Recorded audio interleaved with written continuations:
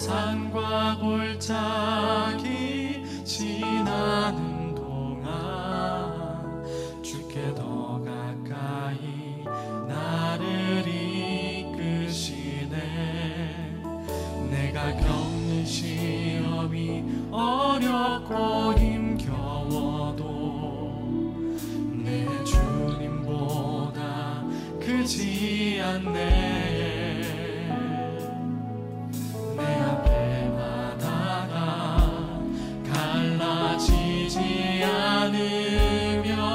주가 나로 바다 위 걷게 하리. 나는 믿네. 주의 능력으로 내 삶 새롭게 되리. 나는 믿네.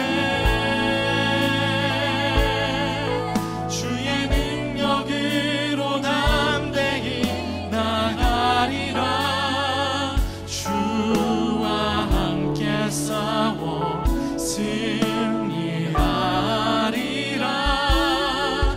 날마다 믿음으로 나 살아가리. 내게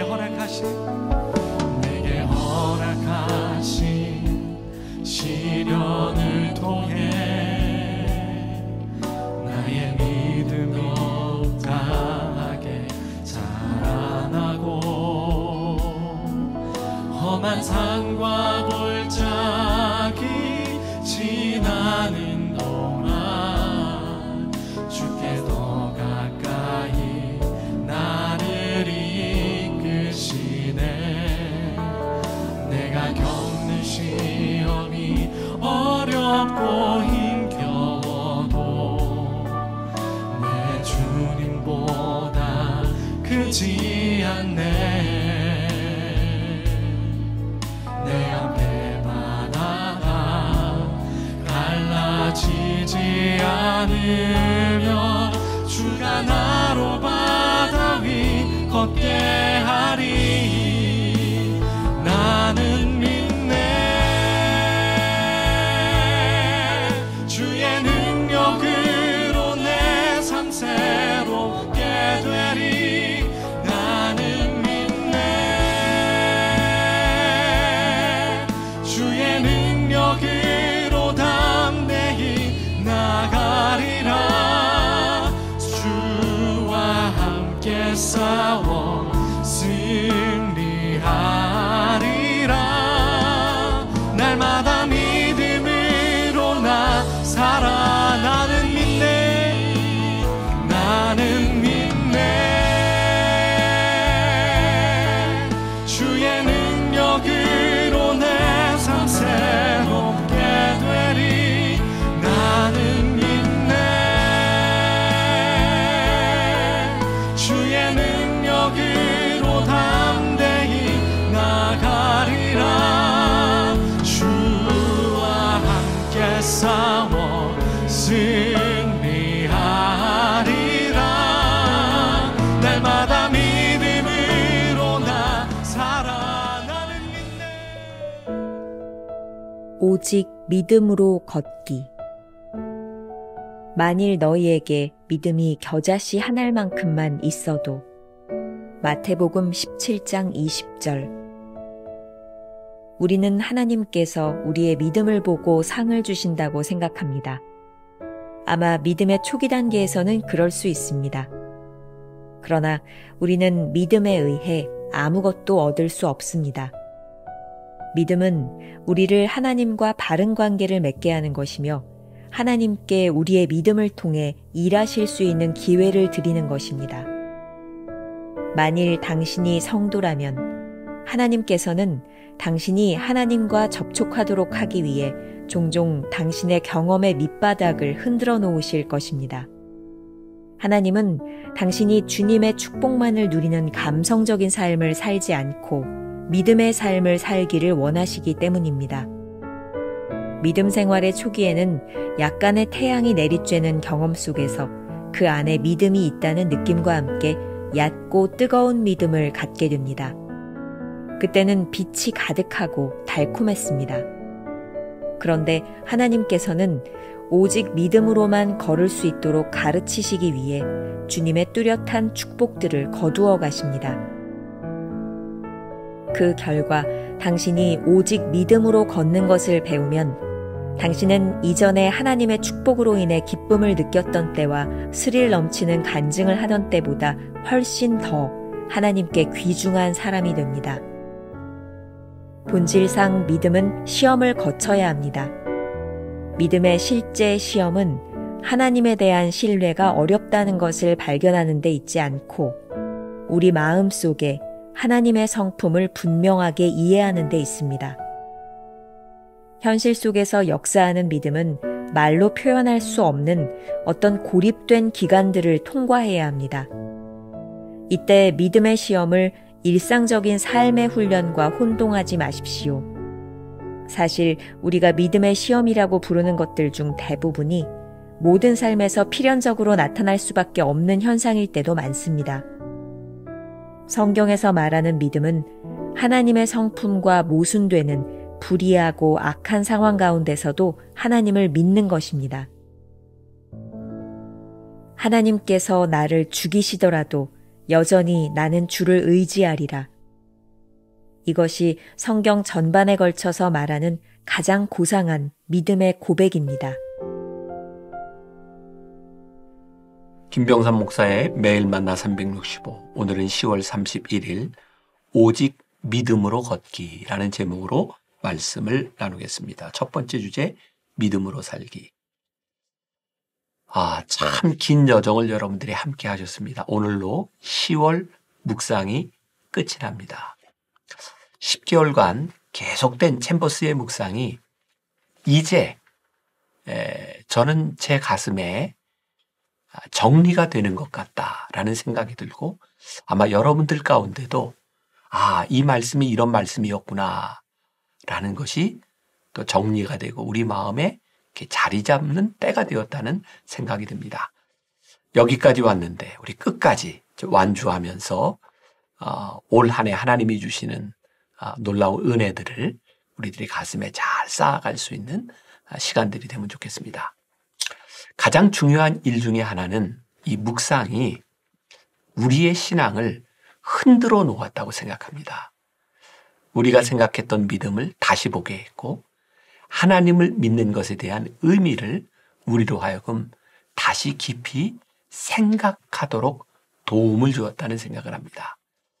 우리의 기도가 이기적인 소원을 아뢰는 것이 아니라 하나님을 깊이 아는 곳으로 나아가야 된다는 것도 깨닫게 되었습니다. 오늘 그 모든 깨달음에 정점을 찍는 그런 날이라는 생각을 합니다. 우리가 흔히 생각했던 믿음, 즉 하나님께서 우리의 믿음을 보시고 상을 주신다는 생각을 바꾸어 놓는 날이기 때문입니다. 챔버스는 이렇게 말합니다. 우리는 믿음에 의해 아무것도 얻을 수 없습니다. 믿음은 우리를 하나님과 바른 관계를 맺게 하는 것이며 하나님께 우리의 믿음을 통해 일하실 수 있는 기회를 드리는 것입니다. 물론 우리의 믿음이 어릴 때는 보상이 중요했습니다. 하지만 믿음이 자라게 되면 우리의 소원이 아닌 하나님의 소원을 이루는데 우리가 사용되기를 바라게 됩니다. 하나님은 우리가 축복만을 누리는 삶을 살도록 내버려 두시지 않습니다. 끊임없이 우리를 흔들어서 믿음의 삶을 살도록 인도해 가시는 분이십니다. 오히려 믿음만을 가지고 살아가는 방법을 배울 수 있도록 우리에게 주신 축복을 거두어 가시기도 합니다. 강준민 목사님의 책 믿음장에서 만난 그리스도에 나오는 아브라함의 이야기를 조금 들려드리겠습니다. 하나님은 어느 날부터 아브라함에게 이상한 문제가 생긴 것을 발견하셨습니다. 그의 눈길이 하나님보다는 이삭에게 머물고 있었습니다. 이삭 때문에 염려하고 이삭에게 지나치게 집착하고 있는 것을 발견했습니다. 선물을 주신 분보다 선물에 집착하고 있는 모습을 발견한 것입니다. 이삭이 어느 날부터 아브라함의 우상이 된 것입니다. 우상이란 우리와 하나님 사이를 막고 있는 것입니다. 하나님보다 더 우리의 관심을 빼앗고 있는 것이면 우상이 됩니다. 아브라함은 축복을 주신 분보다 축복에 더 관심을 갖게 되었습니다.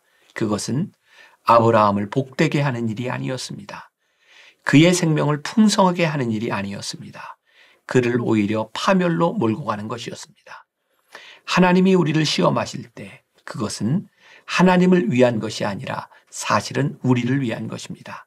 시험을 통해 우리를 진정으로 자유롭게 하시고 우리를 진정으로 부유하게 하시기 위함입니다.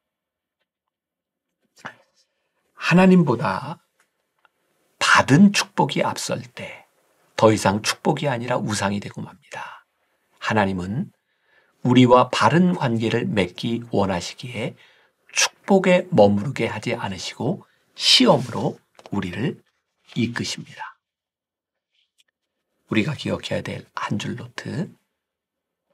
하나님이 원하시는 것은 축복을 누리는 데 만족하는 것이 아니라 믿음의 삶을 사는 것입니다.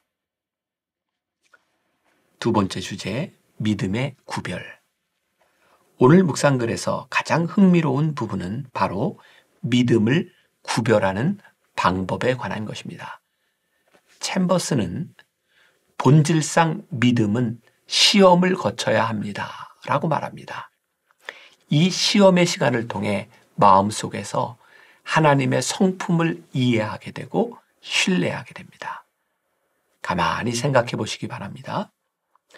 우리에게 기적의 경험도 귀하지만 말로 표현할 수 없는 고립된 시간을 지나며 하나님과 깊은 교제의 시간을 가지게 되고 믿음이 자라게 됩니다. 모든 어려움과 시험의 시간이 믿음과 관계된 것은 아닙니다. 오스왈드 챔버스는 주의 형상을 본받아라는 책에서 이렇게 말하고 있습니다. 우리가 거듭나면 하나님께서는 우리를 시험이라고 불리는 곳으로 인도하신다. 우리는 거듭남과 동시에 성결하게 되었지만 시험이 사라진 것은 아니다. 오히려 거듭난 후에 시험을 당하게 된다. 우리는 아직 도덕적으로나 영적으로 유혹을 받지 않을 만큼 완전히 자유하게 된 것은 아니다.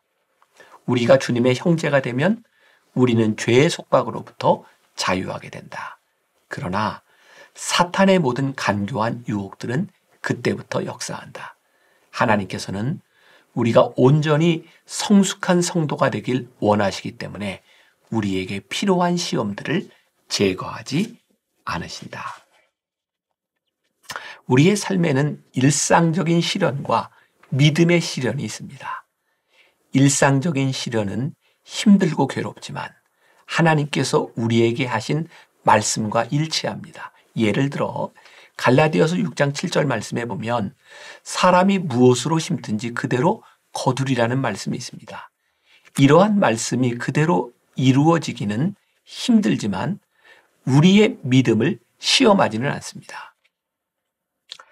챔버스의 말이죠. 성경에서 말하는 믿음은 하나님의 성품과 모순되는 불의하고 악한 상황 가운데서도 하나님을 믿는 것입니다.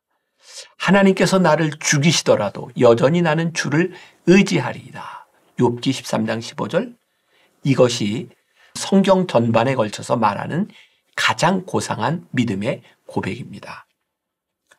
믿음의 시련은 하나님을 믿는 우리가 참 받아들이기 힘든 상황을 만나는 것입니다. 우리가 생각하는 보편적 가치와 상식들을 벗어나는 일입니다. 그때가 되면 우리의 이성이 아닌 믿음이 필요한 순간을 맞이해야 합니다. 하나님을 온전히 신뢰하지 않고는 지나갈 수 없는 때이기도 합니다.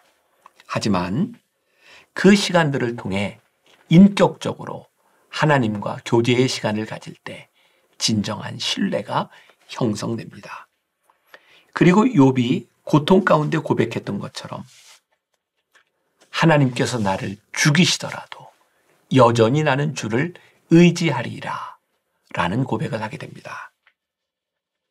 오로지 하나님만을 신뢰하는 사람에게는 죽음의 풀무불도 문제가 되지 않습니다. 다니엘의 세 친구는 불구덩이에 던져지는 순간에 이런 믿음을 가지고 있었습니다. 하나님께서 우리를 구원해 주실 것입니다. 그리 아니하실지라도 우리는 여전히 하나님을 신뢰할 것입니다. 이러한 믿음의 고백은 우리가 어떠한 순간을 맞이하더라도 주님과의 동행을 가능케 합니다. 이러한 믿음의 고백은 풀무불의 시험을 당하는 장소에서 할 수 있는 것입니다. 시험을 만나지 않았다면 우리가 진정한 믿음을 가지고 있는지 알 수 없는 것입니다. 우리가 기억해야 될 한 줄 노트. 믿음으로 걷는 것은 하나님과 올바른 관계를 통해 그분을 온전히 신뢰하는 것입니다. 오늘 하루 이런 질문을 가지고 살아봅시다. 당신의 믿음을 점검하십시오. 당신이 받은 축복을 더 중요하게 생각합니까? 아니면 축복을 주시는 하나님을 더 생각하고 신뢰합니까? 기도하겠습니다. 오늘 우리의 믿음을 점검합니다. 혹시라도 하나님께서 우리들에게 허락하신 축복을 하나님보다 더 귀하게 생각하며 하나님을 버린 자들이 되지 않았는지 우리의 믿음을 점검합니다.